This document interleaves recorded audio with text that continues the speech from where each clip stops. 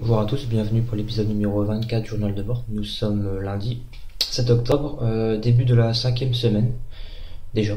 Enfin déjà, non, puisque il y a 2 semaines, ça faisait seulement 2 semaines après la rentrée, j'avais l'impression d'être là depuis un mois, tu vois. Donc déjà, oui, non, on va dire, le temps passe comme il faut. Alors aujourd'hui, comment ça s'est passé? Donc on a eu cours à 14 h sur l'algèbre binaire. Nous avons fini la partie sur la dualité, le chapitre 2. Donc on a fini par... c'était très rapide, hein. On a fini par dire que en fait il y a un lien entre la transposée de la matrice et la dualité.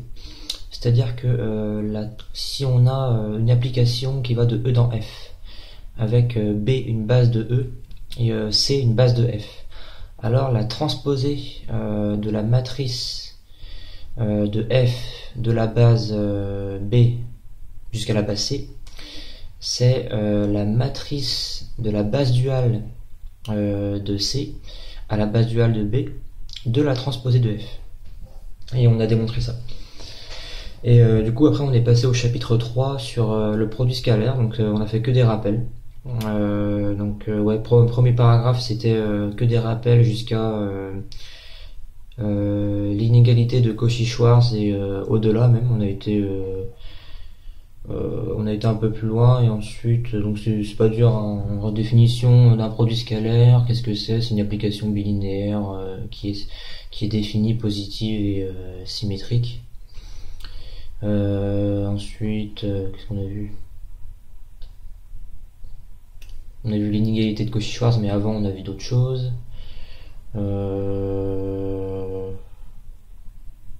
Et oui, les identités de polarisation aussi, on a vu ça. Et après on est passé, que des rappels sur le produit scalaire. Ah oui, les nouvelles notations. Par exemple, une application par rapport à deux variables phi de UV, on le note, c'est le produit scalaire. Donc c'est crochet U virgule V et on ferme le crochet, quoi. Donc voilà, c'est des choses qu'on savait déjà. Et pour le vocabulaire, c'est pareil.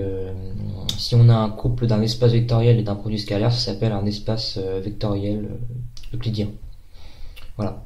Et ensuite, nous sommes passés à la partie 2 concernant l'orthogonalité, où c'est un peu plus technique. Ça c'est pareil, j'avais déjà vu sur le site Math France. C'est l'orthogonale de U, c'est l'ensemble des vecteurs V appartenant à E, avec E un sous-espace vectoriel, tel que le produit scalaire de U et V soit égal à 0.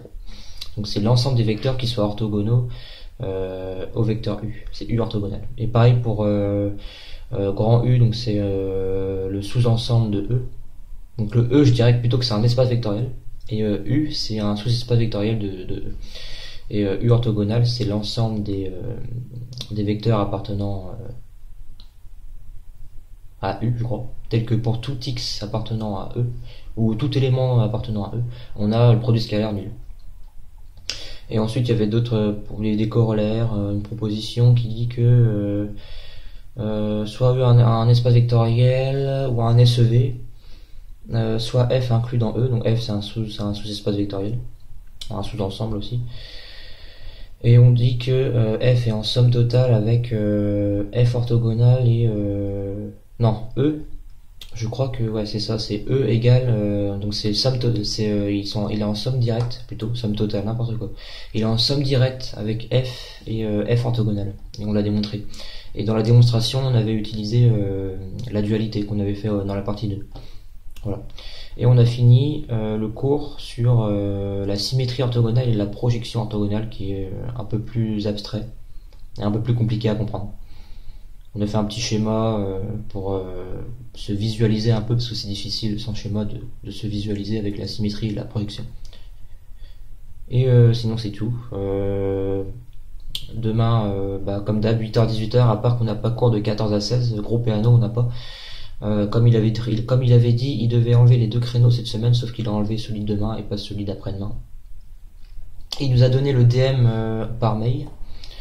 Je sais pas comment je vais vous le montrer. Est-ce que je prends le téléphone et je vous le montre, ou est-ce que je vous dicte un peu ce que c'est, ou est-ce que je le mets sur Instagram? Mais c'est un peu bizarre comme truc.